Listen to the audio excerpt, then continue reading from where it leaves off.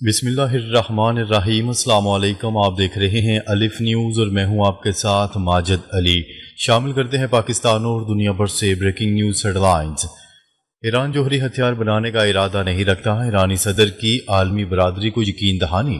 ایرانی صدر Masoud Pezeshkian نے عالمی برادری کو یقین دہانی کرواتے ہوئے کہا ہے کہ ایران جوہری ہتھیار بنانے کا ارادہ نہیں رکھتا۔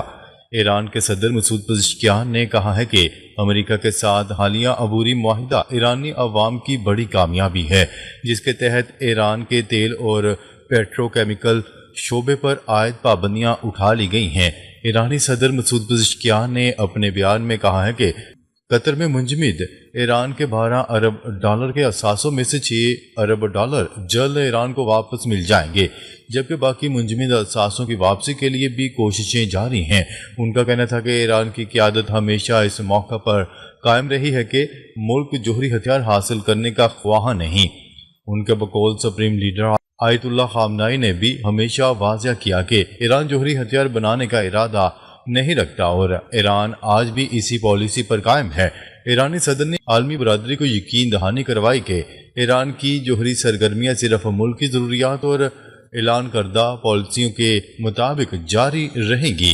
ان کا مقصد پرامن مقاصد کا حصول ہے۔ دوسری جانب امریکی میڈیا نے کہا ہے کہ امریکہ اور ایران ایک دوسرے پر حملے روکنے پر اتفاق کر چکے ہیں اور اسی ہفتے ملاقات کرنے پر بھی آمادگی ظاہر کی گئی ہے۔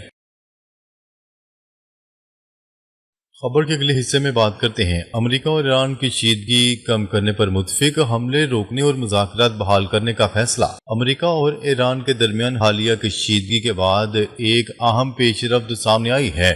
امریکی میڈیا کے مطابق دونوں ممالک نے ایک دوسرے پر حملے روکنے پر اتفاق کر لیا ہے اور اسی ہفتے ملاقات کرنے پر بھی آمادگی ظاہر کی گئی ہے۔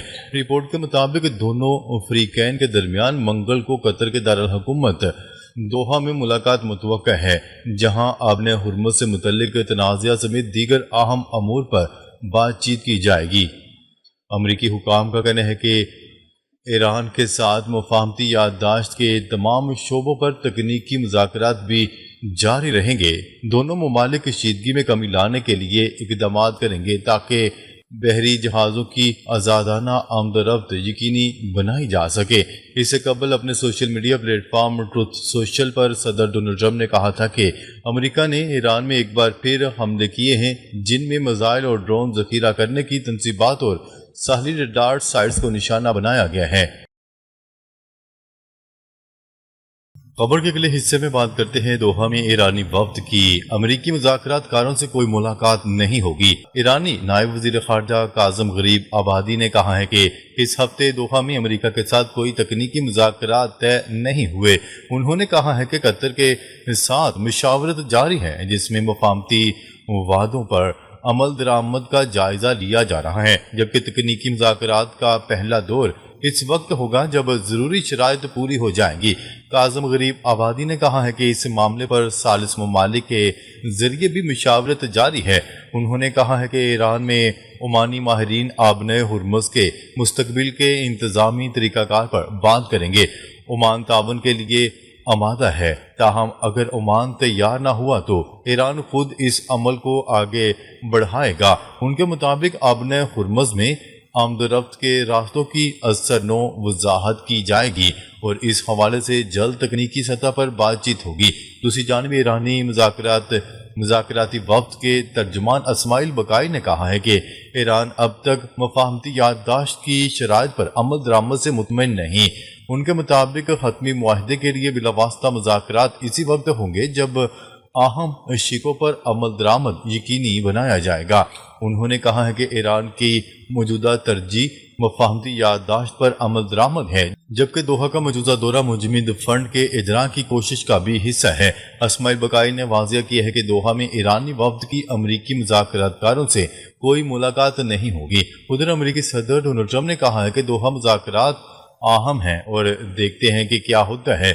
ان کا کہنا تھا کہ دوحہ میں ہونے والی ملاقات شاید اہم ثابت ہو، جبکہ انہوں نے یہ بھی دعویٰ کیا ہے کہ ایران جوہری ہتھیار نہ رکھنے پر رضامند ہے۔ خبر کے اگلے حصے میں بات کرتے ہیں روس کا یوکرین پر حملہ، 8 افراد ہلاک، متعدد زخمی۔ روس نے یوکرین پر میزائلوں اور ڈرون سے حملہ کیا ہے، جس کے نتیجے میں مختلف علاقوں میں کم از کم 8 افراد ہلاک ہو گئے۔ میڈیا رپورٹس کے مطابق حملوں میں رہائشی عمارتیں، بنیادی ڈھانچے اور شہری تنصیبات کو نشانہ بنایا گیا۔ یوکرینی حکام کے مطابق حملوں کا نشانہ کئی شہر بنے، جہاں فضائی دفاعی نظام نے متعدد ڈرونز اور میزائل تباہ کیے، تاہم کچھ اپنے اہداف تک پہنچنے میں کامیاب رہے۔ امدادی کارکنان نے ملبے تلے دبے افراد کو نکالنے کے لیے ریسکیو کارروائیاں کی۔ روس کی وزارت دفاع کا کہنا ہے کہ حملوں میں فوجی اور دفاعی صنعت سے متعلق اہداف کو نشانہ بنایا گیا، جبکہ یوکرین کا موقف ہے کہ زیادہ تر حملوں کا رخ شہری علاقوں کی طرف تھا، جس سے عام شہری ہلاک اور زخمی ہوئے۔ واضح رہے کہ حالیہ ہفتوں میں روس اور یوکرین کے درمیان فضائی حملوں میں نمایاں اضافہ دیکھنے میں آیا ہے۔ اقوام متحدہ اور بین الاقوامی اداروں نے شہری ہلاکتوں پر تشویش کا اظہار کرتے ہوئے تمام فریقین پر زور دیا کہ بین الاقوامی انسانی قانون کے مطابق شہریوں اور شہری تنصیبات کا تحفظ یقینی بنایا جائے۔ خبر کے اگلے حصے میں بات کرتے ہیں امریکی کانگریس میں اسرائیل مخالف بڑا قدم، اربوں ڈالر کی فوجی امداد روکنے کی تجویز پیش۔ امریکی کانگریس میں اسرائیل کو دی جانے والی سالانہ 3.3 ارب ڈالر کی فوجی امداد روکنے کی تجویز پیش کی گئی ہے۔ ریاست ٹیکساس سے تعلق رکھنے والے ڈیموکریٹک رکن کانگریس گریگ کاسر نے اعلان کیا ہے کہ وہ ریپبلکن رکن تھامس میسی کی پیش کردہ اس ترمیم کے حق میں ووٹ دیں گے، جس میں اسرائیل کی سالانہ فوجی امداد ختم کرنے کا مطالبہ کیا گیا ہے۔ گریگ کاسر نے اپنے بیان میں کہا ہے کہ اسرائیلی حکومت نے غزہ میں جنگی جرائم کا ارتکاب کیا اور امریکہ کو ایران کے ساتھ تنازع میں الجھانے میں کردار ادا کیا ہے، اس لیے امریکی ٹیکس دہندگان کو مزید ہتھیاروں کی مالی معاونت نہیں کرنی چاہیے۔ موجودہ ترمیم میں نہ صرف اسرائیل کے لیے 3.3 ارب ڈالر کی سالانہ فوجی امداد ختم کرنے بلکہ محکمہ خارجہ کے بجٹ میں اسرائیل کے لیے مختص فنڈ بھی منسوخ کرنے کی تجویز دی گئی ہے۔ دوسری جانب تھامس میسی حال ہی میں ڈونلڈ ٹرمپ کی حمایت یافتہ امیدوار ایڈ گیلرین کے ہاتھوں ریپبلکن پرائمری انتخاب ہار گئے تھے۔ یہ امریکی ایوان نمائندگان کی تاریخ کا سب سے مہنگا پرائمری انتخاب قرار دیا گیا، جس میں میسی کے خلاف 32 ملین ڈالر سے زیادہ خرچ کیے گئے، جبکہ اس فنڈ کا بڑا حصہ اسرائیل نواز تنظیم اور ڈونلڈ ٹرمپ کے حامی گروپ کی جانب سے آیا۔ کانگریس میں اس ترمیم پر رواں ہفتے ووٹنگ متوقع ہے، جس پر امریکہ کی اسرائیلی پالیسی کے حوالے سے گہری نظر رکھی جا رہی ہے۔ خبر کے اگلے حصے میں بات کرتے ہیں متحدہ عرب امارات نے لبنان کے لیے سفری پابندیاں ختم کر دی۔ متحدہ عرب امارات نے اپنے شہریوں کو ایک بار پھر لبنان کا سفر کرنے کی اجازت دے دی۔ اماراتی وزارت خارجہ کے مطابق لبنان جانے والے شہریوں کو روانگی سے قبل وزارت خارجہ کے ساتھ رجسٹریشن کروانا ہوگی۔ متحدہ عرب امارات نے امریکہ، اسرائیل اور ایران جنگ کے دوران سیکیورٹی خدشات کے باعث 30 اپریل کو ایران اور عراق کے سفر پر پابندی عائد کی تھی۔ لبنان کے لیے سفری پابندی ختم کر دی گئی ہے، تاہم ایران اور عراق کے لیے پابندیاں بدستور برقرار ہیں۔ خبر کے اگلے حصے میں بات کرتے ہیں ایران اور عمان آبنۂ ہرمز پر مشترکہ مفاہمت پر پہنچ گئے۔ ایران اور عمان کے درمیان آبنۂ ہرمز کے انتظام سے متعلق مشترکہ کمیٹی کا پہلا اجلاس ہوا، جس میں دونوں ممالک نے مستقبل کے انتظامی طریقہ کار پر اتفاق رائے قائم کر لیے ہیں۔ الجزیرہ کی رپورٹ کے مطابق ایرانی نائب وزیر خارجہ کاظم غریب آبادی نے کہا ہے کہ عمان نے ساحلی ریاست ہونے کے ناطے انتظامی عمل میں شامل ہونے کی حمایت کی ہے اور فراہم کی جانے والی خدمات کی عوض فیس وصول کرنے کے موقف کی بھی تائید کی ہے۔ انہوں نے بتایا ہے کہ دونوں ممالک کے ماہرین پر مشتمل تکنیکی کمیٹیاں آئندہ 7 سے 8 دن میں مذاکرات شروع کریں گی تاکہ مجوزہ معاہدے اور بحری راستوں سے متعلق مسودہ تیار کیا جائے۔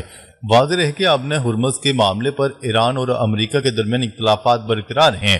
الجزیرہ کی رپورٹ کے مطابق ایران عمان کے تعاون سے نئی سروس فیس نافذ کرنا چاہتا ہے، جبکہ امریکہ اس کی مخالفت کر رہا ہے۔ دوسری جانب عمان نے موقف اختیار کیا ہے کہ بحری گزرگاہ پر کوئی نئی پاسنگ فیس عائد نہیں کی جا رہی، جبکہ اقوام متحدہ کی نگرانی میں اپنی ساحلی حدود کے قریب عارضی بحری راہداری کا اعلان بھی کیا گیا ہے۔ ناظرین، اب تک کے لیے اتنا ہی۔ مزید خبریں لے کر بہت جلد آپ کی خدمت میں حاضر ہوں گے۔ تب تک کے لیے اپنا خیال رکھیے گا۔ اللہ نگہبان۔